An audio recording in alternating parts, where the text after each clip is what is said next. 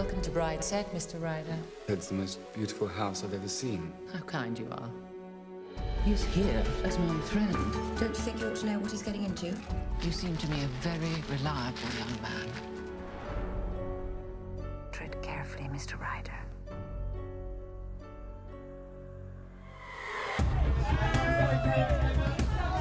Give it a twirl, Emma! What is it about this story, do you think, that's so special, that sort of is getting people so excited? There's something fascinating about this sort of outsider who's invited into the magical castle of Brideshead. He falls in love with the brother and then the sister. Everything seems rosy, and then as he begins to understand the sort of dark undercurrents, he realises that actually this family is quite dysfunctional. Sebastian and I are a couple of heathens. I'm not a heathen, I'm a sinner. It was a bit of a shock getting the call when saying, would you like to work with Ben and Emma and Michael and Hayley? And I was like, of course. And obviously slight amounts of trepidation because it's such a classic. And what form do your pleasures take, Mr. Ryder? Sorry, pleasures. Your hobbies? What do you do to relax? He drinks. Drinking is not a hobby, Sebastian. Emma organised kind of outings and trips.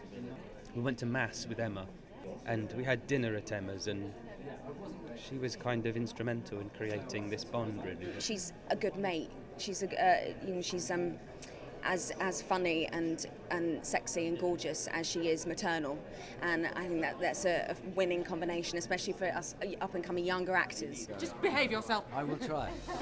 What do you imagine you're doing on this earth? I want to look back and say that I didn't turn my back, that I was happy. We did quite a lot of bonding and some other forms of bonding, which I won't tell you about. Tell us about your character, because you play a pretty intense character, goes through a lot of, ups and downs. She's a proper matriarch. She's got 4 children. She's very much part of the aristocracy, and therefore there's a sense of not only of entitlement, but also of specialness that has to be protected. I didn't know where to begin, so I just thought, well, I'm playing a Catholic, I'll better ring the Vatican.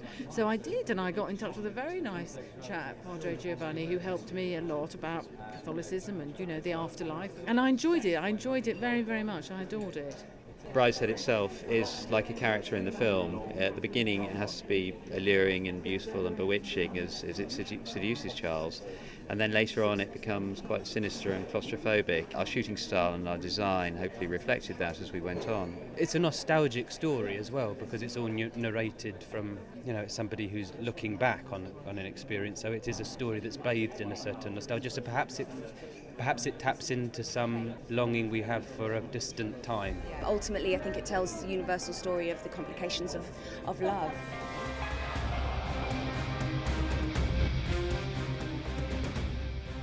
I took you into my confidence and you betrayed me.